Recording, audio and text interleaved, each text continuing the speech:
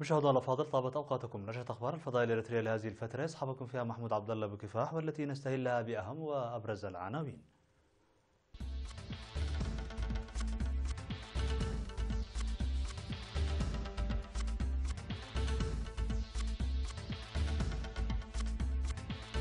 حاكم إقليم عنسبة يبحث البرامج التنموية في أسماط. إجراء عمليات جراحة القلب في مستشفى أوروتا المرجعي. دعوة للحد من استخدام الطب الشعبي في علاج الأطفال. قتلى في تفجير انتحاري في العاصمة الأفغانية كابول. اتفاق مبدئي بين الاتحاد الأوروبي والمكسيك حول التبادل الحر. قتلى إثر انقلاب قاربين في نهر بجنوب الصين.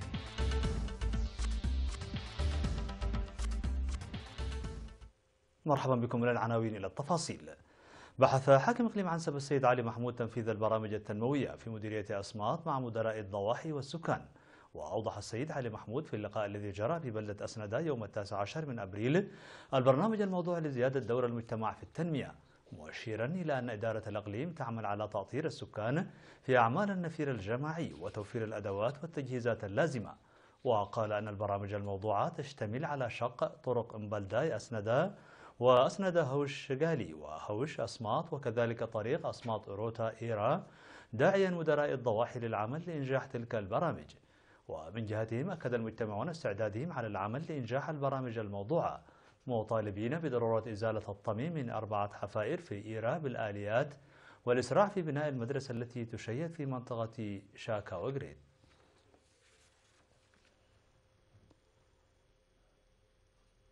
تجرى العمليات الجراحية للقلب بالنسبة للأطفال من عمر 2 إلى 14 عاما منذ 14 من أبريل في مستشفى أوروتا المرجعي بالتعاون بين الأطباء الإريتريين والألمان. وأوضحت مسؤولة قسم طب الأطفال البروفيسور تسغريدا جبرهويت أن الخيار الوحيد قبل عام 2002 كان الذهاب للخارج لإجراء عمليات القلب المكلفة كثيرا والتي تسبب في معاناة الأطفال والآباء. وقد بدأت وزارة الصحة في السنوات ال15 الماضية بالتعاون مع الأطباء الألمان برنامج عمليات جراحة القلب للأطفال بمعدل 4 مرات في العام. وقد أجريت بموجب هذا البرنامج عمليات مجانية لجراحة القلب لحوالي 1600 طفل. وذكرت البروفيسور تسغريتا جبرهويت الآباء بضرورة متابعة أوضاع أبنائهم الصحية، لأن التهاب اللوزتين يمكن أن يحدث الأمراض القلبية، شاكرة البنك الوطني للدم وكذلك المتبرعين الطوعيين بالدم لما يقومون به من تجهيز وتوفير كميات الدم المطلوبة للعمليات الجراحية. هذا وسوف تستمر العمليات الجراحية للقلب في مستشفى أوروتا المرجعي حتى 28 من أبريل الجاري. دعا أخصائي الأطفال في مستشفى الإقليم الجنوبي المرجعي الدكتور سامسون أباي للارتقاء بالوعي الصحي للحد من استخدام وسائل الطب الشعبية الخاطئة لعلاج الأطفال لدورها في تفاقم المشكلات الصحية والوفيات. وقال أن 50% من وفيات الأطفال سببها الطب الشعبي الخاطئ، مثل إزالة اللهاء والحجامة والكي والتناول المفرط للأدوية الشعبية. وأوضح عن انخفاض عدد الأطفال المرضى الذين يأتون إلى المستشفى المرجعي بنسبة 300% في غضون 6 سنوات بفضل الخدمات الصحية المقدمة، إلا أن الأطفال القادمين إلى المستشفى هم ممن تضرروا كثيرا من الاستخدام الخاطئ للطب الشعبي. وأشار إلى أن الإسراع بالأطفال إلى المستشفى في حال ظهور الأعراض المرضية يساعد في علاجهم، داعيا الآباء للتوقف عن استخدام الطب الشعبي. عقدت جمعية المهندسين الكيميائيين مؤتمرها التأسيسي يوم 21 من أبريل بقاعة الكونفدرالية الوطنية للعمال. وقال المدير العام لقسم الصناعة في وزارة التجارة والصناعة السيد تادسي ولدي يوهانس في المؤتمر أنه رغم وجود موارد زراعية ومعدنية وبحرية غير مستقلة في البلاد، فإن حوالي 80% من المواد الخام التي تحتاجها المصانع تستورد من الخارج بالعملة الصعبة. وأعرب عن ثقته بالدور الذي يمكن أن تقوم به جمعية المهندسين الكيميائيين لحل هذه المشكلة وتحسين جودة المنتجات الصناعية. وأوضح رئيس الجمعية السيد إبراهيم يوهانس أن مهمة جمعية المهندسين الكيميائيين هي تأطير الخريجين في هذا المجال والمساهمة في تطوير المصانع وزيادة منتجاتها. ولتحقيق ذلك سيقوم الأعضاء بإعداد الدراسات المطلوبة.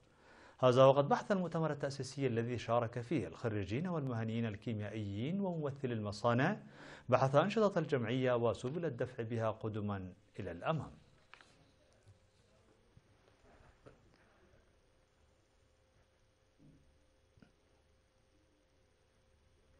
مشاهدينا الأفاضل، كانت هذه الأخبار الداخلية. فاصل قصير ونوافيكم بالأخبار العالمية. قم معنا.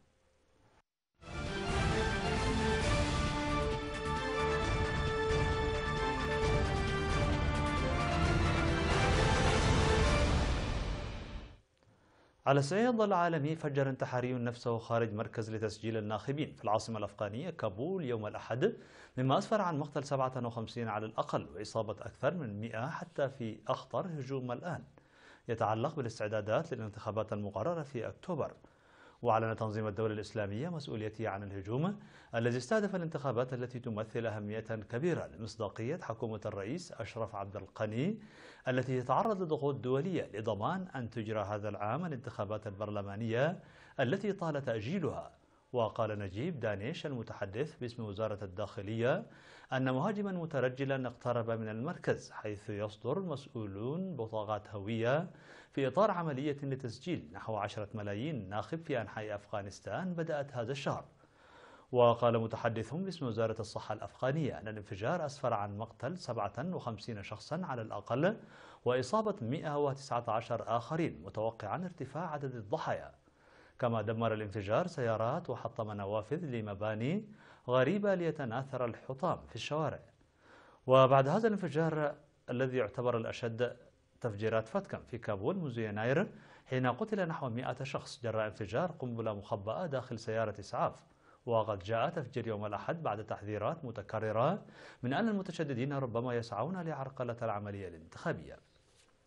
أعلن الاتحاد الأوروبي والمكسيك في بروكسل أنهما توصلا إلى اتفاق مبدئي لتطوير معاهدة التبادل الحر التي تنظم علاقاتها التجارية منذ العام 2000. وكان الجانبان يسعيان إلى إنجاز هذا الاتفاق العام الفائت، ويعتبر إشارة في اتجاه الولايات المتحدة التي أطلق رئيسها دونالد ترامب مفاوضات جديدة حول اتفاق النافتا للتبادل الحر بين بلاده وكل من المكسيك وكندا.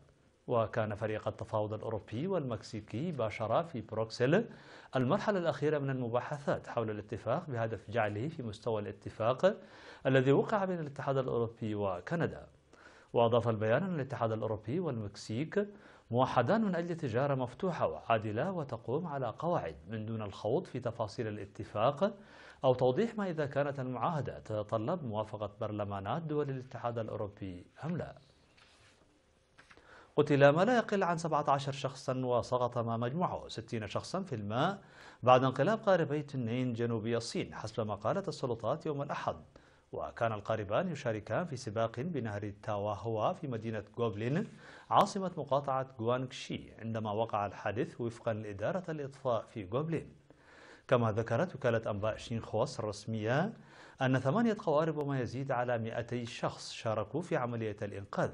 كما اعتقل 2 من منظمي السباق، حيث لم يتضح على الفور سبب انقلاب القاربين. وسعت الصين إلى تعزيز إجراءات السلامة المصاحبة لسباق القوارب على مستوى البلاد خلال مهرجان داونو.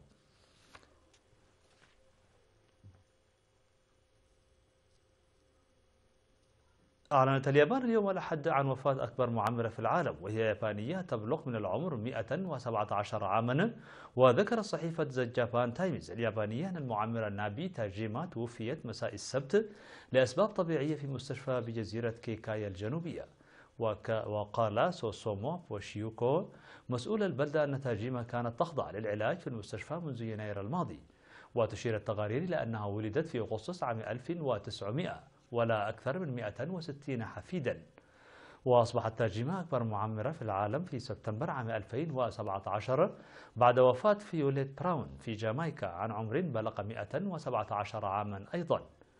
وفي وقت سابق من الشهر الجاري اعتمدت موسوعة جينيس للأرقام القياسية مع سوزو نوناكا الياباني البالغ 112 عاما كأكبر معمر في العالم.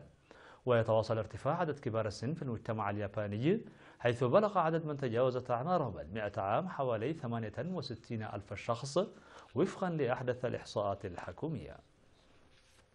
مشاهدينا الأفاضل، بهذا نكون قد وصلنا بكم إلى نهاية النشرة. شكرا على حسن المتابعة، دمتم بألف خير.